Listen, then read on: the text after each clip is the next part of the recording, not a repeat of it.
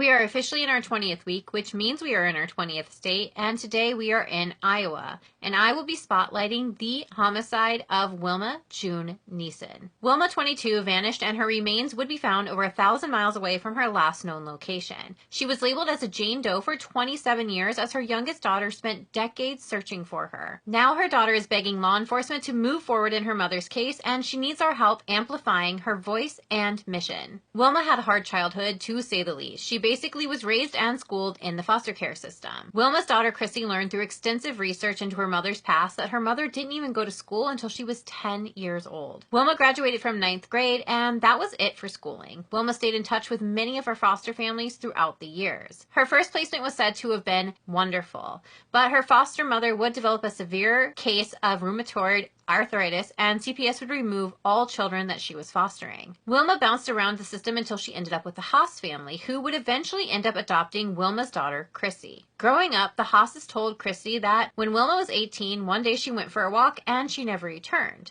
But Chrissy says she wasn't left with them until Wilma was 22, so the timeline on how and when Wilma disappeared is a little hazy. Wilma married her first husband around 18 or 19, and very quickly into their marriage, Wilma began being arrested for sex work. Her first husband had a record for drugs, robbery, and pandering, but Wilma seemed to be in love, and she desperately wanted a family. By the age of 22, Wilma had 3 children. Her daughter Chrissy was the last in 1977, and about a year after Chrissy's birth is when it was estimated that Wilma would be murdered. Chrissy spent her youth searching for her mother, not knowing that she was already gone. Her last known whereabouts were in Atlanta, Georgia, with a man named Charles Inman Belt in February of 1978. Wilma and Charles were staying in Charles's mother's home, and they were only there for about 2 weeks when Wilma vanished. She was 23, and she was listed as a Jane Doe for 27 years before finally being identified. Wilma was given her name back, but the big question is, how did she end up over 1,000 miles away, especially since Wilma didn't have a car and very few belongings? Chrissy believes that Wilma was trafficked by 2 other girls who introduced them to their Pounce, who then began working her in South Dakota, then possibly Iowa. Like many missing and murdered cases involving sex workers, Wilma's daughter Christy has heard it all from law enforcement as to why the case is still unsolved. She's heard that her mother's case is too old, that her mother chose to live a dangerous lifestyle, and that there are too many missing details to solve her case. You know how we do it over here. We do not believe that any case is unsolvable, and I do believe there's enough information for law enforcement to continue to pursue her case, and I do believe it can be solved. As much work as her daughter Chrissy has put into piecing her mother's life together leading up to her death, I believe they can close this case and bring Wilma her justice. Wilma was so much more than a sex worker found in a ditch. She was a mother, a daughter, and a girl who deserved so much better in life and death.